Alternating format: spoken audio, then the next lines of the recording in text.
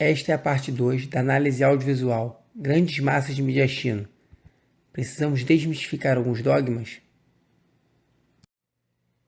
Existem duas classificações para as divisões anatômicas do mediastino.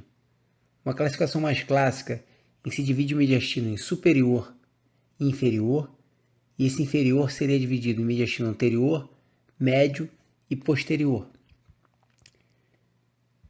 E uma divisão mais prática do ponto de vista clínico, em que divide o mediastino em anterior, médio e posterior.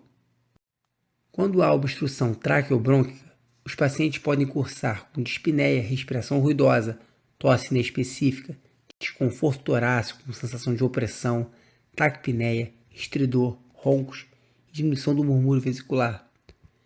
Nesta imagem observamos uma grande massa de mediastino anterior com compressão brônquica.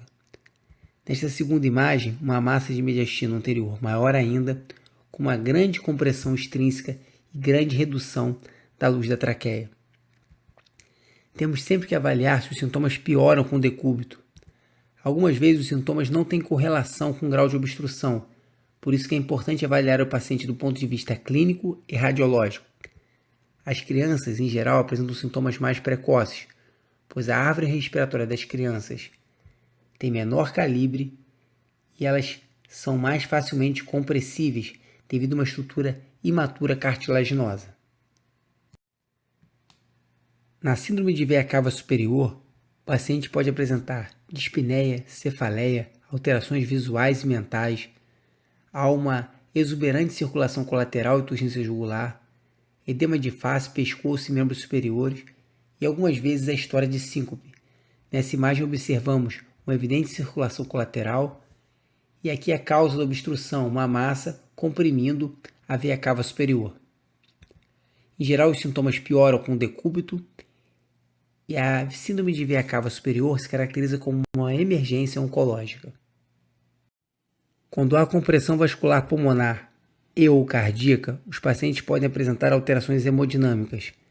Devemos lembrar que podem cursar junto com as compressões vasculares compressões da árvore respiratória. Podem ocorrer síndromes sistêmicas associadas às massas de mediastino anterior. O timoma pode cursar com miastenia graves.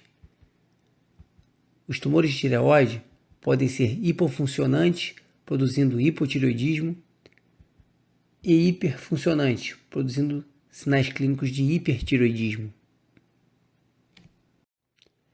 Mas até 40% dos pacientes são assintomáticos. Na estratégia de avaliação pré-operatória, precisamos definir o tamanho da massa tumoral, a relação desta massa com a árvore traqueobrônquica e estruturas vasculares vitais, a localização desta massa, uma vez que a massa anterior gera potencialmente mais problemas anestésicos cirúrgicos do que a posterior, e a presença e grau de compressão das estruturas mediastinais. A tomografia computadorizada de alta resolução com reconstrução multiplanar é considerada o exame de escolha na avaliação das massas de mediastino. A ressonância magnética fica restrita a lesões vasculares e neurogênicas, pacientes com alergia a iodo, e quando a tomografia computadorizada não foi suficiente para elucidar o caso.